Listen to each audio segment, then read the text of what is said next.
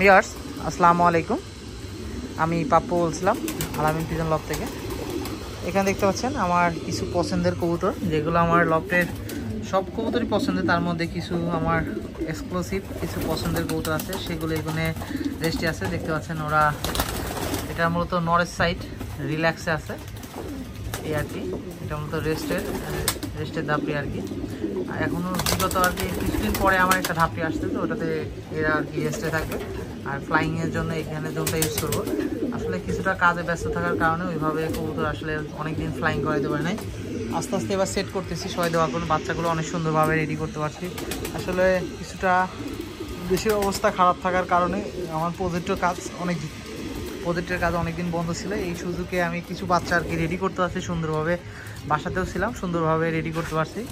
এটা মাদির সাইড, এখানেও কিছু বাচ্চা সেট করব। আর কিছু বাচ্চা আপনাদের দেখাই।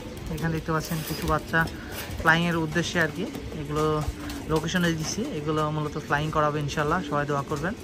আসলে যতটা ক্লান্তই থাকে এদের কাছে আসলে অনেকটাই ভালো লাগে। আসলে যারা আমরা কবুতর প্রেমী আছি, যারা কবুতরকে ভালোবাসি, তারা শুধুমাত্র এটা জানে এটা কত ভালো লাগার জিনিস আর কতটা ইমোশনাল একটা জিনিস।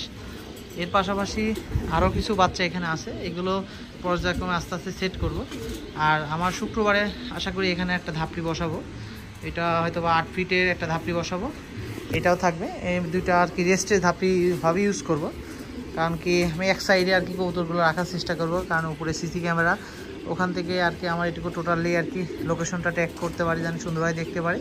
এখানে আমি এক সাইডেই কবুতরগুলো রাখবো।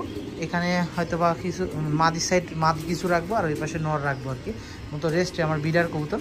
আর এই সাইডে যে সামনের সাইডটা দেখতে পাচ্ছেন, আমি কিছুদিন আগে যেটা ঢালাই আর কি নেট ফিনিশিং করছি, এই সাইডটা আর কি উপর দিয়ে এটা ঘিরবো, টোটালি উপর দিয়ে ঘিরবো। কিন্তু উপরে ক্লিয়ার থাকবে। অনেক সময় দেখা গেল বিডার কবুতরগুলো রোদ প্রয়োজন হয়, রোদ বৃষ্টি প্রয়োজন আর কি, সেক্ষেত্রে ওদের ছেড়ে রাখবো, ওরা আপনি উড়বে। কিন্তু এটা একটু উঁচা করে আর কি ঘিরবো, মানে নেট দিয়ে আর কি ঘিরবো, যেন সুন্দরভাবে ওরা ফ্লাইং করতে পারে বা উঠতে পারে। এই জন্য এখানে সেট আপটা তৈরি করতেছি। এখানে মাদি রাখবো, ওই পাশে নর রাখবো আর কি, ওদের মতন ওরা উড়বে।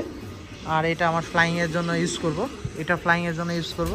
আর ব্রিডিং রুম তো আপনারা দেখছেনই, এটা মূলত আমার ব্রিডিং রুম। এখান থেকে আমার শখের বাচ্চাগুলো আমি রেডি করি।